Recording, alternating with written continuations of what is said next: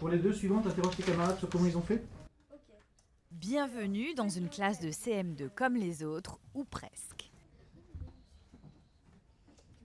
Ici, les enfants apprennent sur des tableaux numériques tactiles et ils adorent ça.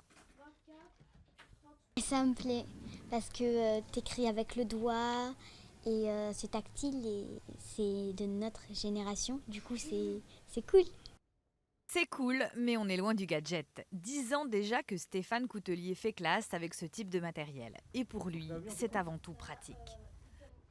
Sur un cours classique, j'avais tendance à davantage suivre ma préparation.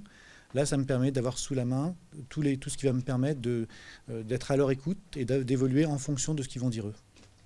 Côté financement, il a aussi fallu se montrer innovant. L'école a payé les 45 000 € d'investissement via les parents et des entreprises. Et pour le directeur, ça vaut le coup. Ce qui se passe probablement, c'est que l'erreur prend une toute autre place. Sur un tableau numérique, il n'y a plus aucune trace de son erreur. Il n'y a même pas la petite poussière de craie, vous savez, qui va un peu saccager le travail du maître et c'est un peu déstabilisant. On peut revenir en arrière, on peut avancer plus vite, on peut faire appel à un camarade, on duplique les deux travaux, on les compare. Tous les échanges autour des compétences se font de façon beaucoup plus naturelle et rapide. Aujourd'hui, le numérique est encore peu présent en classe. Problème d'équipement, mais pas seulement.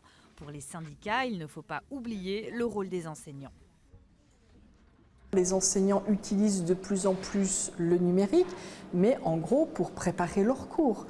Comme outil pédagogique, ils l'utilisent encore très peu parce que bien évidemment, cela demande une formation pointue, spécialisée. Pour que le numérique fasse vraiment son entrée dans les écoles et dans les établissements, il va falloir donner un sérieux coup de pouce à la formation des enseignants.